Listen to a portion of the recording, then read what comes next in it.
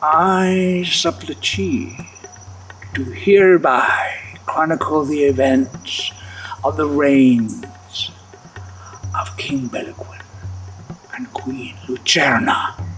The tale I relate is of great significance and resonates with time immemorial.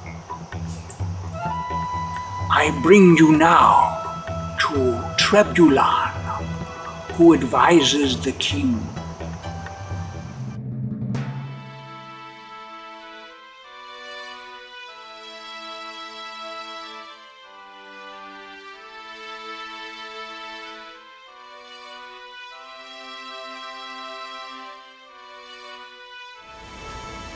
My lord, it is of my most humble opinion that it would be expeditious to capture the young maiden Bertok.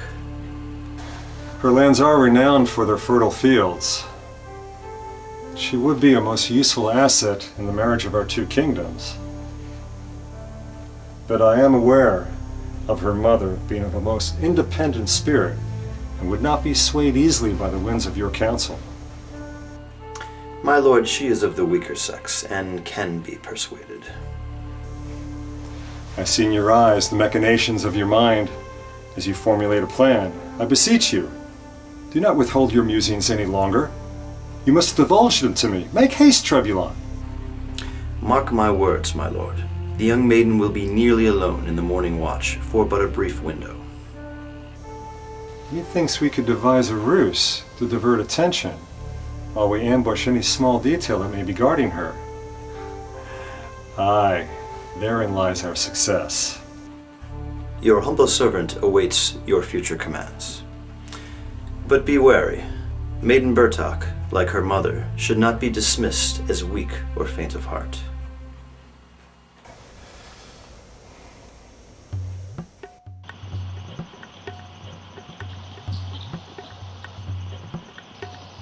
What hatchery is this? Now observe the fair maiden Marv, as her capture is imminent, and witness the wrath of her mother, Lucerna. Beloquin! What knavish spirit does inhabit thine breast that thou would have captured yon maiden Bertok? I abhor thy visage, and thine vainglory does not become thee. Hast thou no daughter or son in thine loins? In seeking my daughter, thou hast made a grave miscalculation. Thou shalt bear the wrath of my enemies, and we shall prevail in this fight! And so it has come to pass that one kingdom is torn and will serve another. The corn harvest continues, and the cycle of life is unbroken.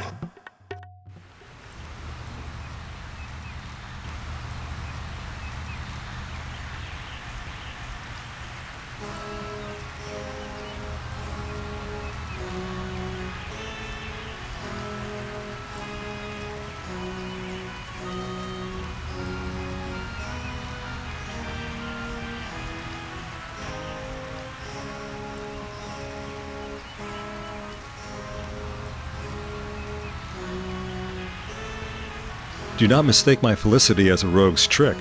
I intend for your visit in my realm to be a pleasurable one. And I extend my hospitality to you, my princess. Is kidnapping me from my mother's side an act of kindness? Do not use false words with me, my lord. 'Tis thy will that I stay in this abode. I will to be with Lucerna, my mother and queen. Aye, your words speak frankly, but you will see my chivalry through my acts. I wish to present to you these corn dolls made by artisans from my court. Dost thou not think we have not perfected the making of corn dolls? Our realm also boasts of artisans of such. Forthwith, shall I introduce you to good Jan, Knight Budrun? Hast thou not heard of his exploits, even in your mother's dominion? We have heard tales of his bravery and honesty, which are legendary. But think of me the fool to woo me in such a fashion? Bring Budrun to this chamber. Yes, my lord.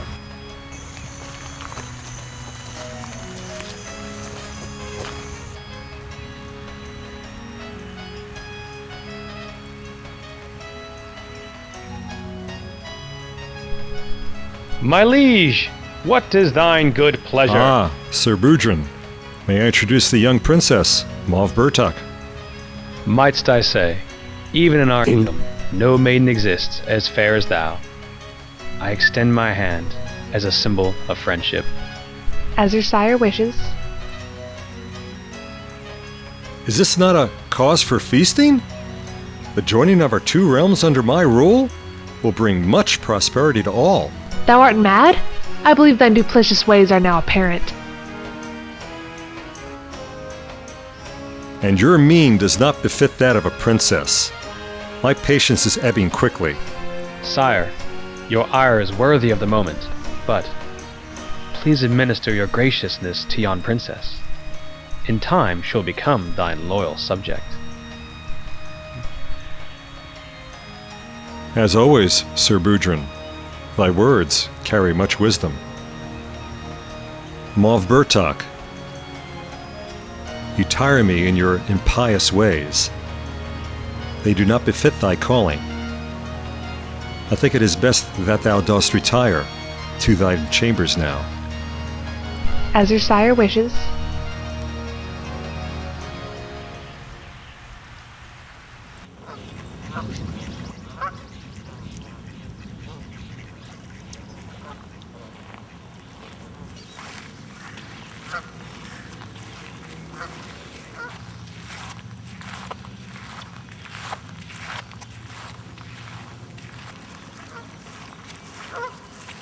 I have known thee since thou wast just a babe.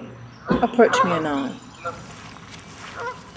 Thine countenance betrays thy fears. My queen, I am troubled indeed. Pray, continue. In a vast burly cornfield there did stand a surfeit of crops which encompassed thee. In a distant field a lone figure sat reposed upon a throne. He too rules a vast realm. As I walked betwixt them upon the sound of my footsteps, they became aware of each other's presence. The sky became dark, flashes of lightning abounded, I ran for refuge. Fertile fields gave way to barrenness. Famine entered the land. What appeared now but tear to my small frame, a hand bereft of flesh steel the thawing crown. Tossed upon the wind, thy tiara landed at the feet of the figure seated upon the throne. In the domain of visions and dreams, there is one in my realm who is most adept at deciphering such things. I shall have thee relate these forebodings to Suplichi. Back to it. Young one, I have anticipated your arrival. I am Suplichi. Your dreams bespeak of ill omens and of lean times. I have divined what is in thy thoughts. Your dream is interpreted as thus. We are in the end of one era and the beginning of another. Time. At present, we are immersed in a false prosperity. Crops yielded in the harvest will wither and die as the two kingdoms clash. Famine and pestilence will rear their repugnant visitors as people find no shelter from this impending cataclysm. One kingdom will be torn asunder by the other. Can't my vision be averted, kind sir? No, it shall be as it shall be. Concern yourself not too closely with these matters. You may now take your leave of me, young master.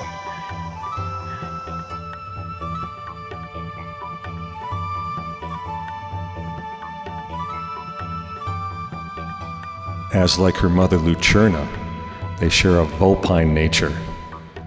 Eluding the guard by employing her feminine wiles, she manages to escape her bedchamber. Whether the fates decree that I now become the pawn in a celestial game whence the cessation is uncertain, Yea, unbeknownst to all but Moira, I now welcome my portrayal on the arena of these times. I shall dispatch guards to search the castle grounds and pray that she has not reached the marshes. Dost thou think my army to be buffoons? Certainly guards were sent to protect you.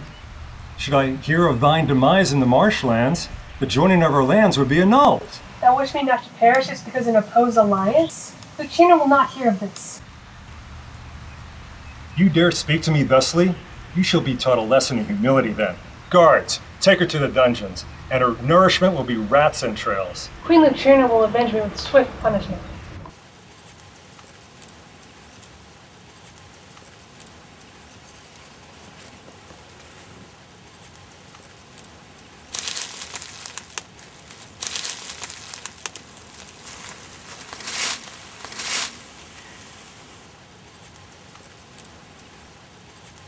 I shall divine the whereabouts of your beloved daughter.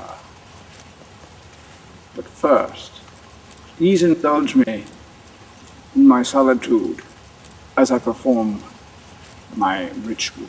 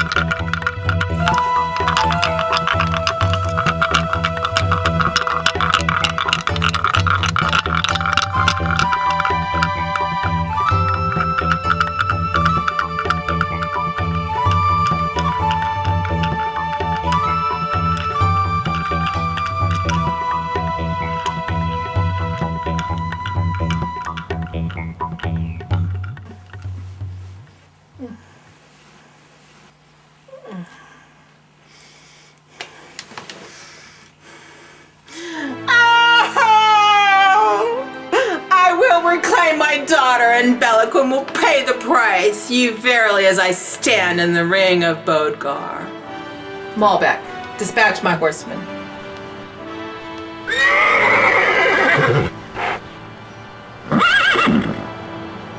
Yes, my queen.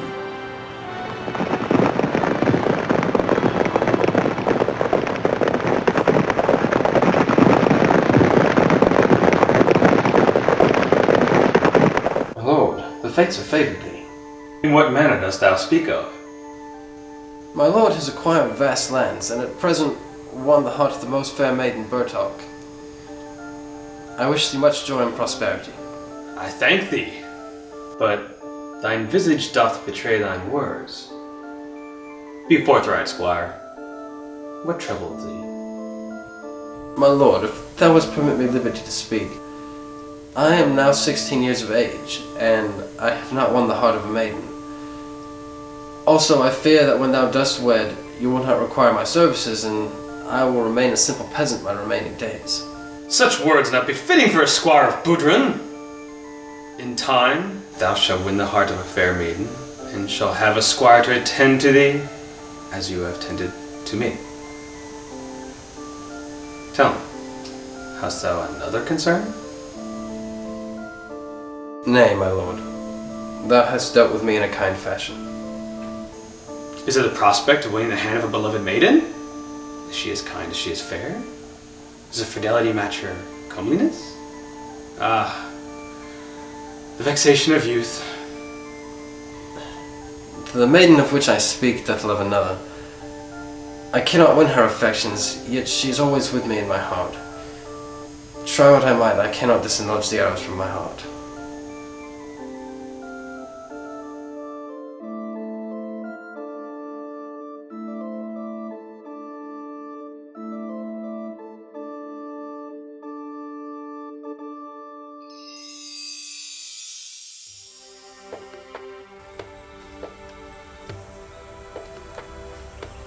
My lady.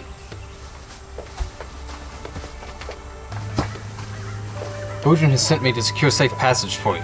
We have a long journey ahead of us, so we must make haste. How can I express my gratitude? Milady, if thou will permit me to be so bold as to express myself. Speak and I shall mark thy words. I know of thy affection for Lord Gudrun. Herein, lest I gainsay Gudrun, it would not be prudent for me to speak. Away with qualities. I know that are loyal to Gould. When I first met thee, I was enchanted by thy countenance. Unfeignedly wouldst I serve thee with abandon. Lord Gudrun loveth thee, and I am his loyal squire. But my heart also burns for my sweet Mauve. Thy boyish words doth both amuse and annoy me. Dost thou think I once be interested in a boy such as you? You possess none of Gudrun's strength, and I loathe thee. I entreat thee now to leave in haste. As your lady desires.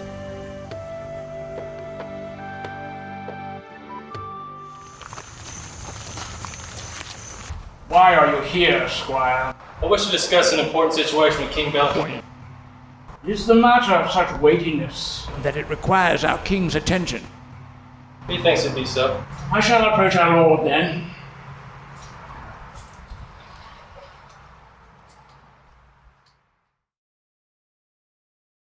Young squire, my guard advises me that you've come to inform me about an important matter. But why did you not approach your first knight, Gudrun?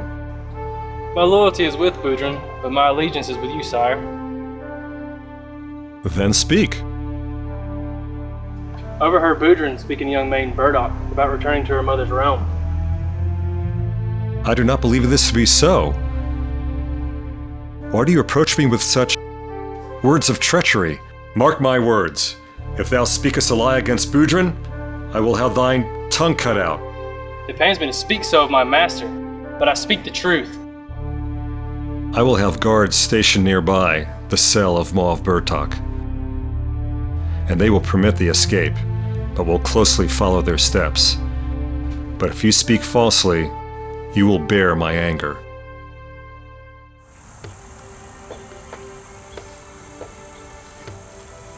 Princess Burtok? There's little time for me to talk. Hast thou not assessed the situation? Is it not thine belief that if thou becomes a martyr, thine cause will be prospered? None in this realm shall mourn you save I. King Beloquin is a man of cunning, and I shall die 1,000 deaths rather than submit to his rule. Dearest Mauve, I can offer you a life of comfort and peace. Even if thou lovest me not, I shall pledge my loyalty to you. Good sire, your entreaties have their effect, but my loyalties remain with my mother and her kingdom and people. Knowest not my great love for you, Mauve. Thou desirest not to marry me. Then I shall help you escape from here. Is it possible to elude the guards who have such a close watch? I know the passage that leads to a pasture at distance from here. So let's go.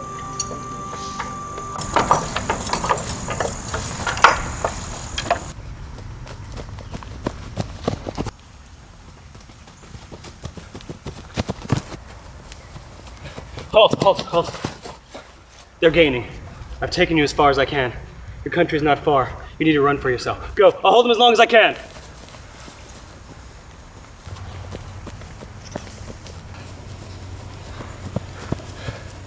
Pose ton âme par terre, scélérat. I do not wish to fight fellow kingsmen, but the princess will escape.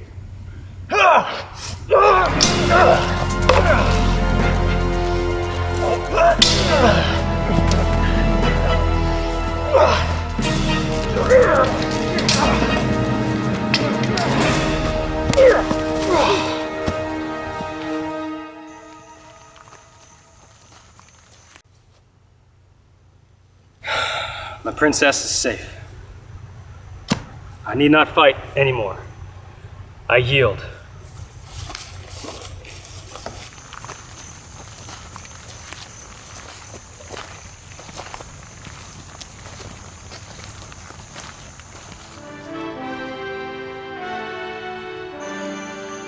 With this arrow I slay thee.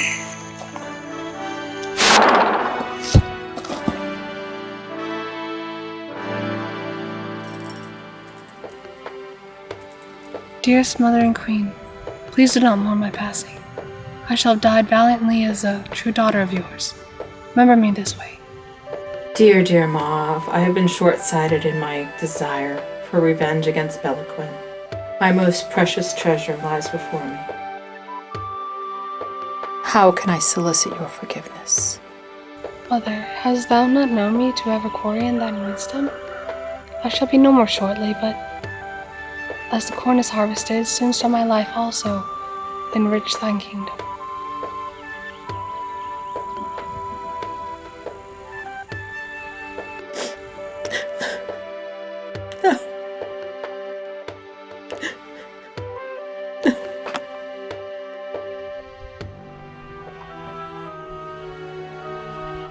I have given you the richest lands in my kingdom.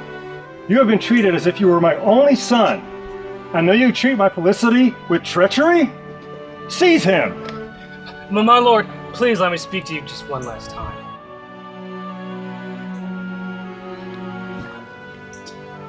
I am your loyal subject and vassal. I would die 1,000 deaths defending thine honor and thy throne. But in my heart, there are two opposing loves. For my king, the very reason for my existence, and for the sweet princess, her beauty and purity. I could not stand to see her treated in such a way.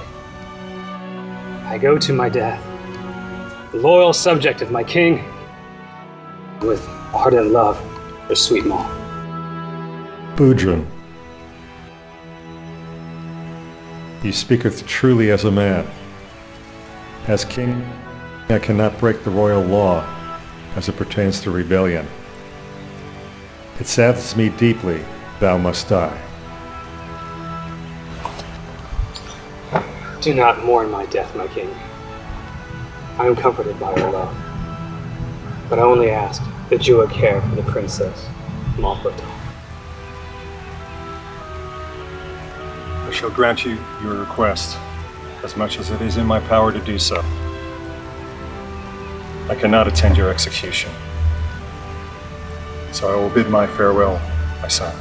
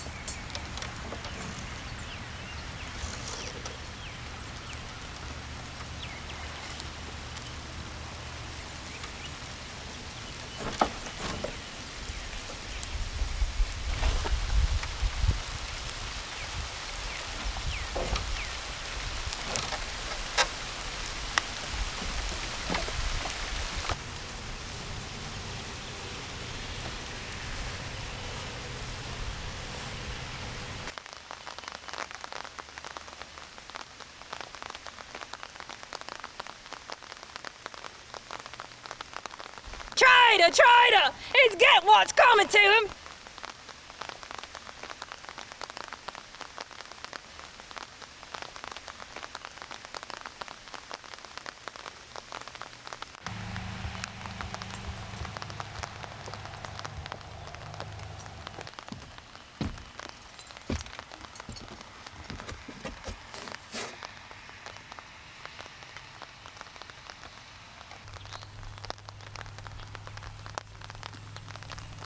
Hear ye, hear ye. A notice of execution is hereby ordered to be carried out this day. Due to his disloyalty to the king and his deceptiveness in action, Lord Boudrin is hereby sentenced to be hanged by the neck until he is dead.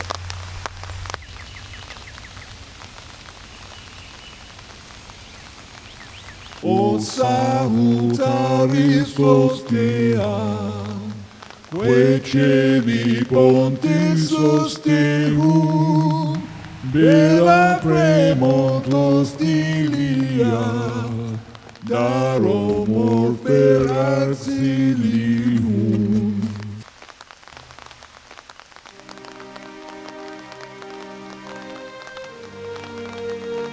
May God have mercy on your soul.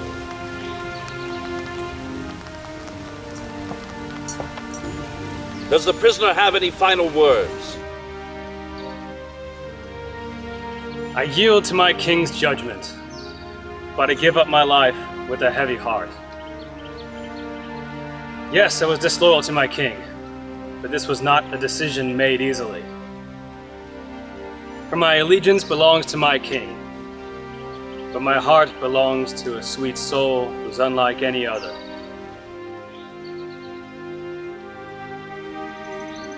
There lies my choice and my demise. As I leave this life, may the lamp of conscience burn in each and every one of you for the rest of your days. Keep what is dear to you close to your heart, and let nothing sway your convictions.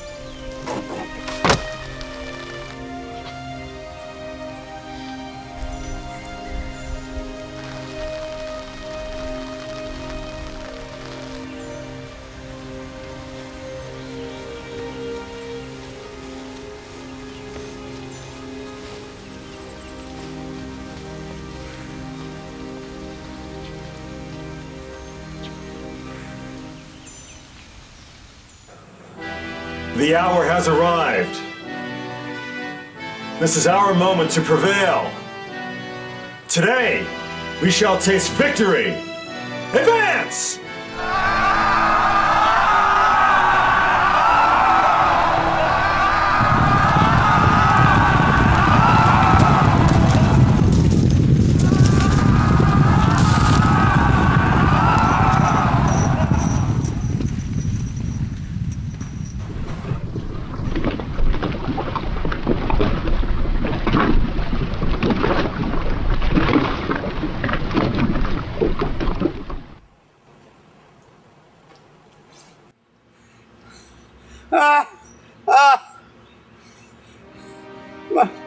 My queen, I've been wounded, and I wanted to serve thee.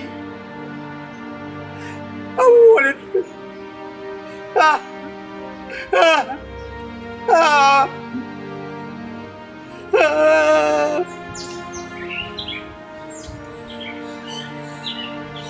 Another shall take my place to be thy protector. Do not trouble thyself with such musings.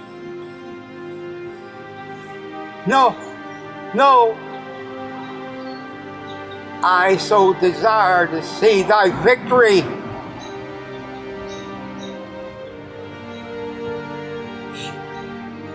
But alas, it shall fall to the others. Rest thyself, noble soldier. Thou hast performed thy part well. My queen, it's been my pleasure to serve thee. Now, fate decrees that I depart.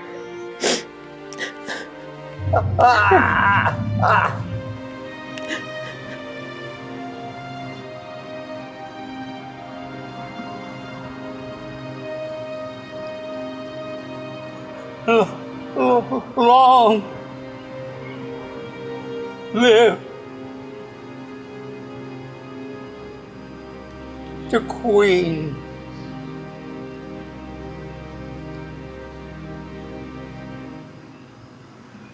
I'm gone.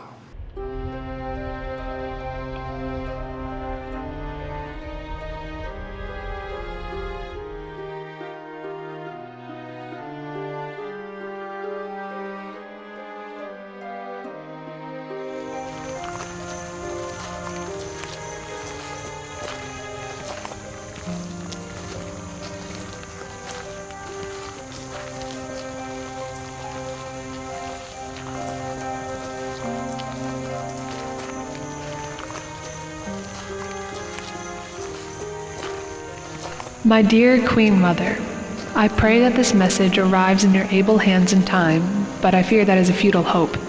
My situation is grave. I have sought ways of escape, but those efforts have ended in failure.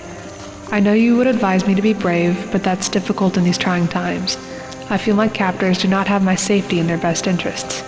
It may be inevitable that they will exercise a lapse in good judgment and place my life in peril. Sir Boudrin and his squire have pledged their hearts to me, but I find no consolation in either one of these men. They may feel they love me, but their intentions are flawed. The king would have me betrothed to Sir Boudrin to unite the two kingdoms, but I sense from his feelings of love will be his undoing. He would rather seek my freedom than have me marry against my will.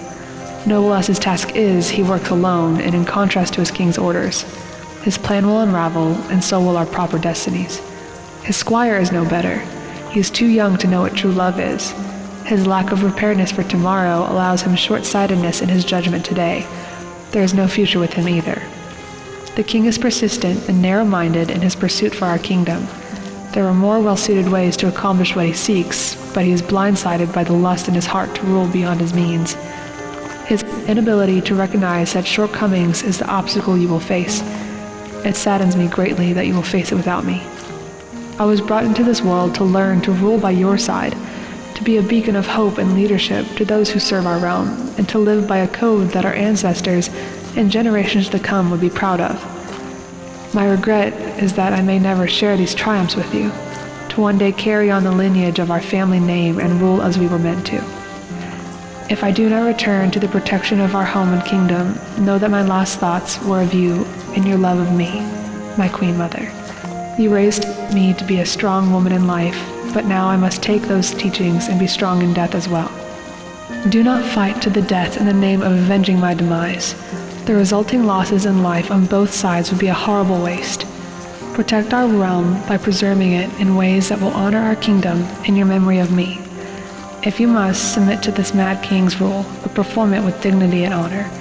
Live to fight another day. You can and will rule this land again. Ruling by force is his way, but is no way to rule. He will eventually fall, and you will be that instrument of his failure. Then you will take your rightful seat again on the throne, and the people will love you as I do, eternally. Remember me, your loving daughter, Moav Bertok.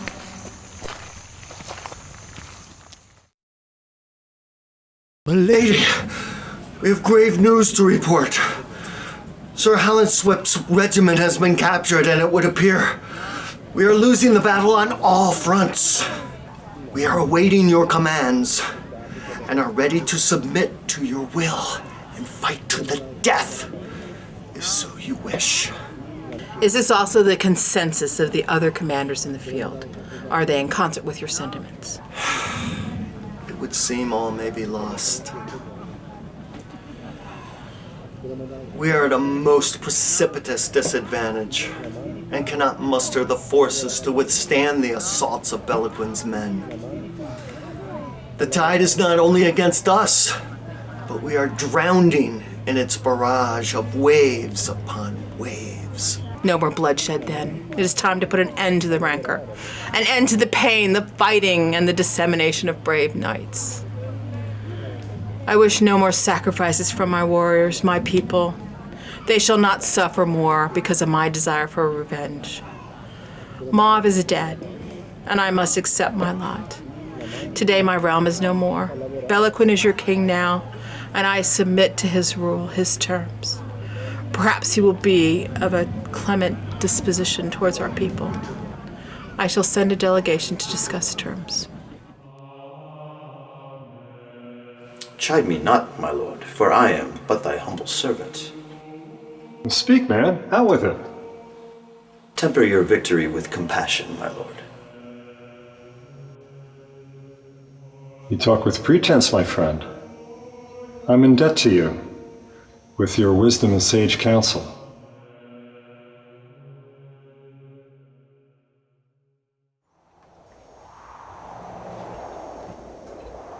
May I approach your majesty?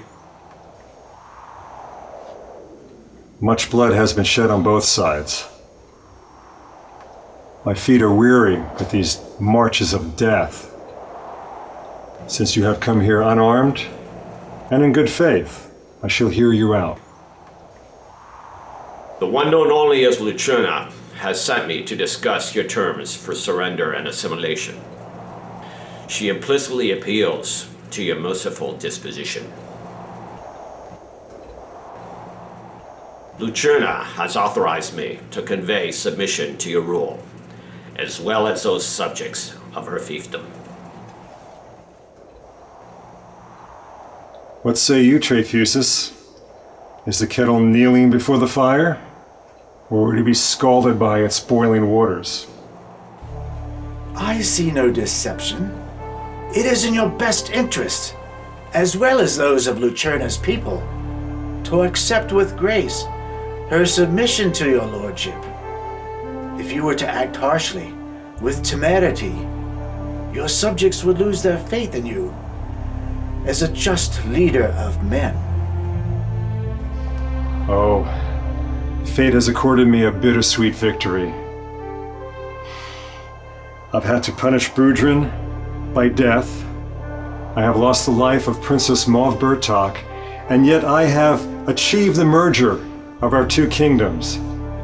Is there in victory no solace? As one looks into the ashes of defeated aspirations and dreams, oftentimes the phoenix of new visions will arise to take flight. Your Majesty rides on the precipice of an age coming anew, with wonders undreamt of. What gate stands before you, opening to this wondrous new world? But you alone have the key to open that gate as you stand on the precipice. You have marked your entrance to a world often longed for, but rarely trod, and you must proceed as the fates decree. Your wisdom bespeaks of your position as my advisor these many years, Trefusis. Send a delegation to agree to her wishes and bring her back to me. We have much to discuss.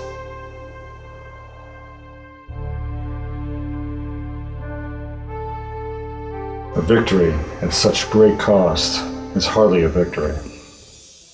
My realm has ceased to exist. All that I have known is lost. I suppose we shall be executed in the morrow. If thine and thou subjects take an oath of loyalty to me, then I shall permit thee to return to your realm. You shall renounce your claim as queen, and I shall be your king. As my king decrees, so shall it be. Even in defeat, you bear with dignity your burdens. Your warriors deserve to be commended for their bravery, and you, Lucerna Bertok, I am impressed with your loyalty to your subjects, in particular your daughter. I am truly saddened by her death. I truly wanted her to be a happy and willing subject in my kingdom. Thank you, my lord. We submit to your reign. I renounce my titles and lands. My people shall now be your people.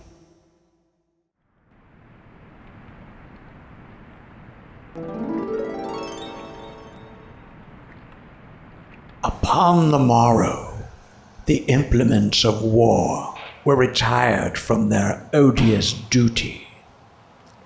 Representative soldiers of both kingdoms reenacted the ancient ceremony of the laying down of arms.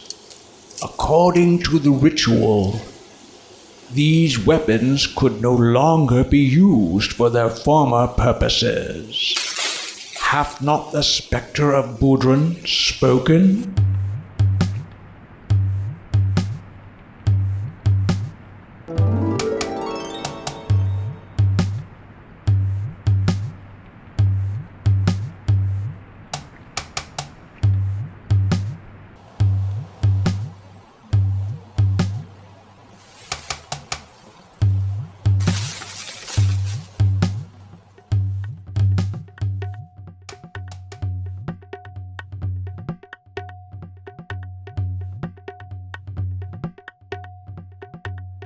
And so it has come to pass that one kingdom is torn and shall serve another.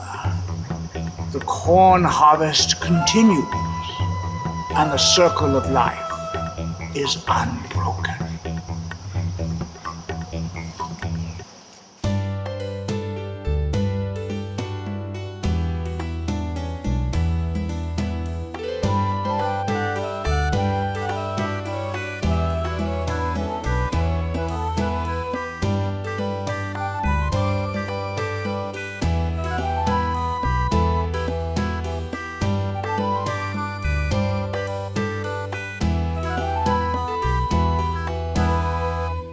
Such was not fulfilled as I saw it.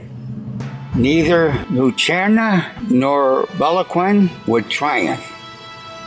Much sorrow would lead to a new understanding, but, at such a cost. Had my desire been granted, I suppose it might have been a happier day for me.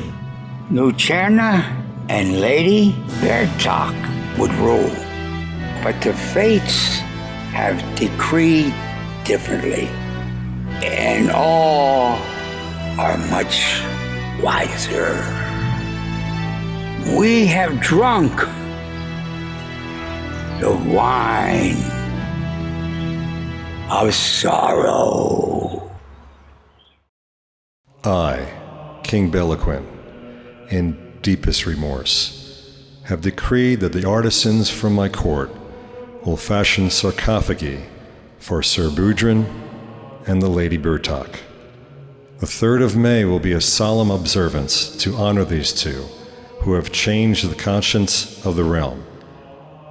Requiescat in pace.